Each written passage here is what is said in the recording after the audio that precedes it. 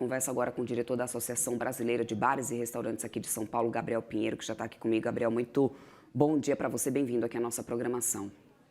Bom dia, Débora. Obrigado pelo convite. Gabriel, vamos lá, né? Qual tem sido esse impacto imediato dessa crise do metanol na frequência de bares e restaurantes aqui em São Paulo, especialmente após, né, notícia de morte, inclusive de interdições que cada vez mais, né, estão ganhando destaque e, obviamente, causando preocupação com o aumento dos casos? Você já vê algum impacto nesse perfil, né, do consumidor paulista?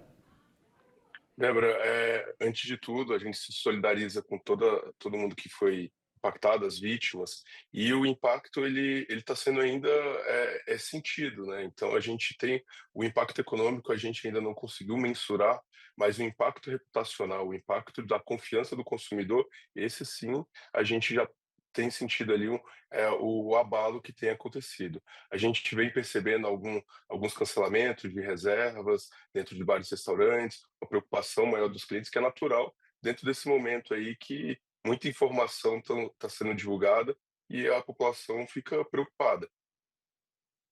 E existe o setor, vocês já têm alguns reportes, né, inclusive de cancelamento de reservas, em alguns restaurantes, casas aí que são bem conhecidas.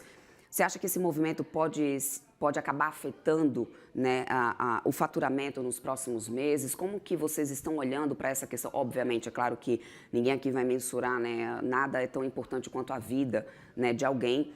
Mas se a gente para poder analisar também pelo outro lado, se a gente tem um impacto direto no faturamento de um setor que é, sim, tão importante, a gente também está falando de impacto em empregos e, por fim, uma engrenagem, um efeito em cadeia, né? Então, portanto, por isso, eu queria entender do teu ponto de vista se vocês já percebem o impacto na frequência dos bares e se vocês realmente já estão vendo esse reporte de cancelamento de reservas, enfim. Débora, é importante ressaltar que o setor também é vítima de toda essa situação. A grande maioria, quase a totalidade dos bares e restaurantes, eles trabalham de maneira correta, eles fazem as compras de maneira correta, têm fornecedores homologados.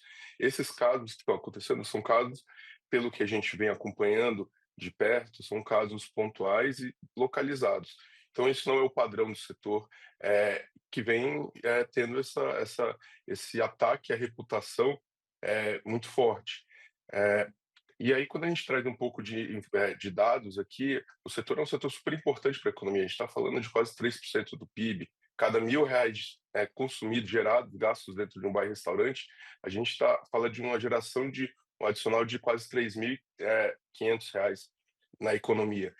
E aí, quando a gente tem esse ataque na reputação, naturalmente as pessoas ficam com receio, no primeiro momento, de ir dentro de um bar e restaurante, e é o que a gente ressalta. A grande maioria dos bares e restaurantes trabalham na legalidade, tem controle de fornecedores, tem controle de recebimento de mercadorias, e esse é um ponto que a gente precisa mostrar para a população que essa não é o padrão do setor. O setor ele nasceu para acolher, e ele sempre acolheu muito bem todo mundo. Então a gente não pode, a gente tem que separar o joio do trigo. Como que acontece, Gabriel, no dia a dia, né, esse processo aí que é de bastidores, né, na escolha do distribuidor, na definição, obviamente, de cardápios e bebidas? Eu acredito que isso muito vem em cima das margens, né, que determinado estabelecimento tem capacidade de trabalhar, mas como que acontece? Porque se a gente para olhar, pelo menos os últimos dados mostram aqui que há um aumento, pelo menos de 25%, né, de aumento nesses casos de falsificação de bebidas. Claro que esse também não é um tema muito novo, mas é um tema que está ganhando um maior volume pelo menos nesse último ano, né? Então, mudou alguma coisa nesse processo de escolha de distribuidores? Como que acontece esse trâmite para que a gente entenda também como que funciona isso e automaticamente, né, ajude a população a entender que, tão igualmente como o consumidor, acaba que quem está vendendo pode também ser uma vítima, como você também nos explica agora nesse momento. Lembra, o setor está cada vez mais profissional, então, assim, isso foi uma surpresa para a gente, e é natural que em todo tipo de mercado exista pessoas mal intencionadas atrapalhando ali a reputação do mercado.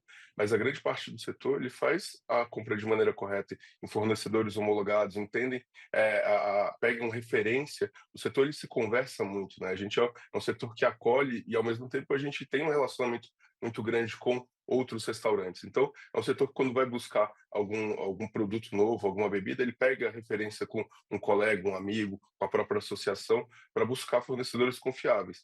E o que a gente está fazendo agora é redobrando aqui, incentivando cada vez mais que as melhores práticas continuem sendo seguidas.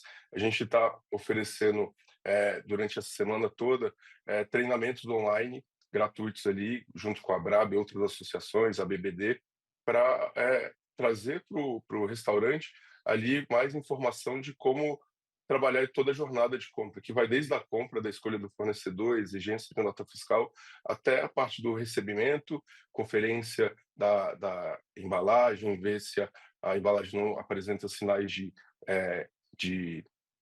de reuso ali, embalagens bem impressas, e até o descarte consciente ali da garrafa, porque isso é o que os falsificadores utilizam, né? A base é a garrafa ali, inutilizada, e não só isso, a garrafa ela não vem só do setor de bar e restaurante, mas também do consumidor final, que às vezes compra para levar em casa e descarta, no lixo comum a garrafa, e o falsificador utiliza aquela garrafa para Uhum. encher com material dele. Você acredita que isso também pode causar uma mudança no perfil de consumo? Porque a gente tem visto amplamente, né, sendo o maior aumento de casos em relação às bebidas destiladas. Vinhos e cervejas, por terem uma menor porcentagem de teor alcoólico, podem passar um pouco mais ilesos nessa situação, podem garantir um pouco mais de segurança do que está sendo consumido, na tua visão, Gabriel, e pode acabar gerando um aumento de procura por esses outros tipos de bebidas? Débora, o setor de bebidas dentro de bar e restaurante, ele já vem passando por uma transformação ao longo do tempo. A ideia do consumo consciente, ela está muito presente, não só cada vez mais no consumidor final, mas na responsabilidade do dono do restaurante. Então, a ideia não é vender mais de qualquer maneira, a ideia é vender melhor, a ideia é vender com valor agregado, um drink, para a pessoa conseguir realmente, o consumidor conseguir realmente curtir aquele momento. Em relação à troca de bebidas, de destilados para outros tipos de bebida, é muito cedo da gente falar que vai haver essa migração. O que acontece é que existe uma preocupação muito grande nesse momento, as pessoas estão muito preocupadas, mas o nosso papel é ser parte, como associação e como, dono de restaurante, é ser parte da solução. Então o que a gente está fazendo é trazendo cada vez mais confiança para os consumidores, que somos lugares seguros para ele aproveitar e curtir a noite, curtir o dia, curtir a família dentro do estabelecimento, de alimentação fora do lar. Pegando o gancho nisso que você está falando, do que a associação tem feito para tentar garantir mais, né, essa segurança, essa garantia, né, para os consumidores, o que vocês têm discutido com autoridades públicas, né, também com órgãos, nesse momento de fiscalização, para tentar conter, evitar e talvez melhorar, né, até mais esse processo de fiscalização? Você acha que cabe agora, talvez, novas exigências de rastreabilidade, de certificação, para tentar alguma mudança regulatória, né, já está no radar de vocês para tentar mudar ou mitigar essa crise, pelo menos? A gente vem conversando, tendo um diálogo muito próximo com todo o poder público. Esse é um momento, é bom deixar claro que a Brasão não tem papel de fiscalização, a Brasão é uma associação, mas a gente vem conversando acompanhando de perto e conversando e exigindo respostas rápidas do governo.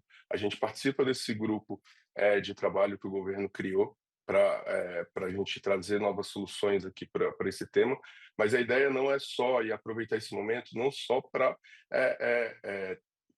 entender ali o que está acontecendo, a consequência, mas buscar realmente a origem do problema. E a origem do problema não é o bar e restaurante, a origem do problema são os falsificadores. Então a gente precisa buscar maneiras de descobrir de onde que está vindo toda essa rede de falsificação, porque, repito, não é o dono de restaurante profissional e que é a grande maioria, ele também é vítima dessa situação. Então a gente está junto com o governo buscando soluções e alternativas para a gente mitigar toda essa origem desse problema. Perfeito. Quero muito agradecer a tua participação aqui conosco, Gabriel. Conversamos com Gabriel Pinheiro, nesse momento aqui, diretor da Associação Brasileira de Bares e Restaurantes aqui de São Paulo. Bem-vindo sempre. Uma ótima quinta-feira para você, Gabriel. Até uma Muito próxima. obrigado. Fico à disposição.